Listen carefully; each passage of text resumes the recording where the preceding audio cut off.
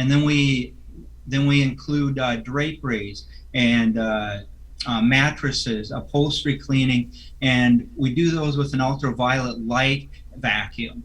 So they're getting a double fold cleaning there. The ultraviolet light is killing bacteria, mold, viruses, dust mites, which are a huge problem. And you're doing this all across the board. You do it residential, you do it commercial, and you do it industrial. Is there one piece that's a little bigger for you? Is it pretty much even across the board? We've been focusing more residential. My goal really, to begin with was, hey, people's homes need to be healthy.